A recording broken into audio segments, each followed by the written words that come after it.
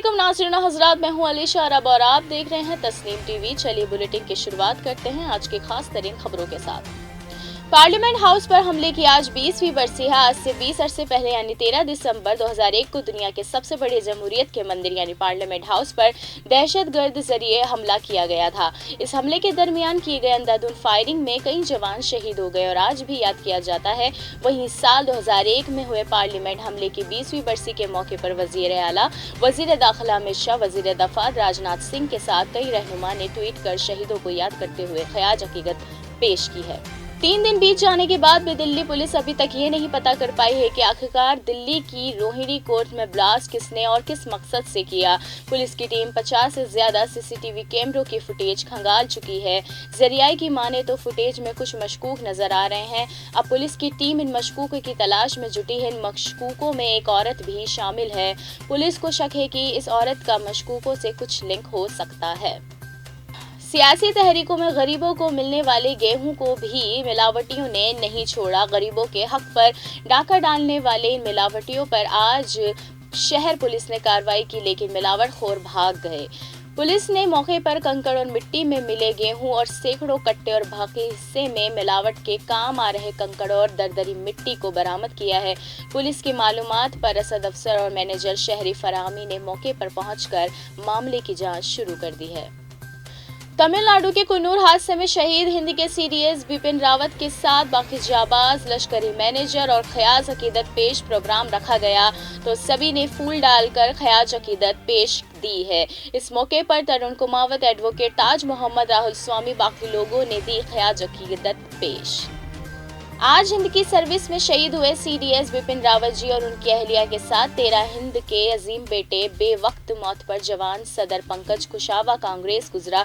किस्म ब्लॉक सदर मैनेजर ने अपने जवान साथियों के साथ बहादुर जवानों को ख़याज अकीदत पेश दी है।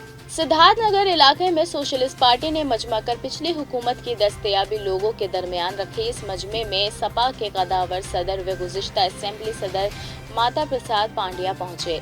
इलाके के इटवा असेंबली के महादेव गुरुहू में मनकद इस प्रोग्राम में भारी तादाद में लोगों ने शिरकत की।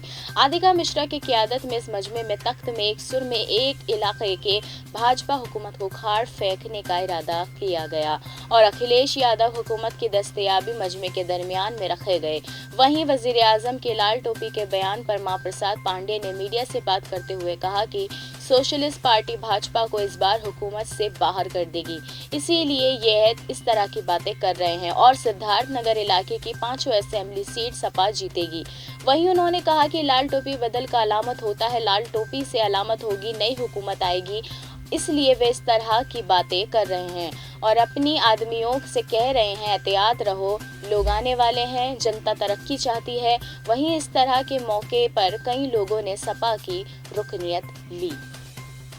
खबर यूपी के चंदौली से है, जहां बीते 5 दिसंबर को जिला में सीएम योगी आदित्यनाथ की आमद के बाद लक्ष्मणगढ़ के सदर प्रभु नारायण सिंह और सपाकार कूनों ने पुलिस की नौकरी पर लाठीचार्ज मामला की जांच करने के लिए सदर हम मनसब राम गोविंद चौधरी की क़यादत पे सपा सदरों का 7 रकन मजमा इतवार को चंदौली जिला पहुंचा और मुकाम का मौका मुआयना करने के साथ ही कारकुन से मामले की मालूमात ली।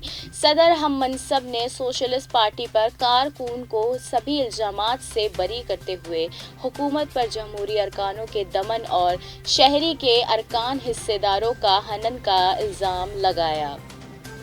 खबर यूपी के चंदौली से है, जहां जिला में एक दिन टूर पर रहे सपा के गुज़िश्ता कैबिनेट सदर व कदावर सदर रामाचल राजभर ने इतवार को सैयद राजा में सियासी भाईचारा रैली को खिताब किया। वहीं उन्होंने हाल की भाजपा हुकूमत की पॉलिसियों पर जमकर हमला किया। वहीं पार्टी के कारकुन को खिताब करते हुए कहा कि सब याद रखो, 3 महीने बाद सपा की हुकूमत बनने पर सबका हिसाब होगा। जंगजू पर मुकदमा दर्ज करने वाले पुलिस एहलकार को भी सजा मिलेगी। कहा कि आज वह वक्त नहीं जब तीर तलवार के ताकत पर हुकूमत हासिल की जाती थी। हुकूमत के बदलाव के लिए अब हथियार नहीं बल्कि बाबा डॉक्टर साहब भीमराव अम्बेडकर के जरिए आइन में दिए हुए वोट के हुकूक का सही इस्तेमाल करने की जरूरत है। शिवसेना पार्टी से member of parliament Sanjay Raut के खिलाफ हिंदुस्तानी जनता पार्टी की कौमी खवातीन मोर्चा की जनरल सेक्रेटरी दीप्ति रावत भारद्वाज ने 9 दिसंबर को संजय राउत के खिलाफ शिकायत दर्ज कराई थी, जिस पर 12 दिसंबर 2021 को एफआईआर दर्ज कर ली गई है। दरअसल 9 दिसंबर को संजय राउत का इंटरव्यू एबीपी माझा पर टेलीकास्ट हुआ था, जिसमें उन्होंने अपने इंटरव्यू में बीजेपी कारकुन के लिए गलत अल्फाजों का इस्तेमाल किया था।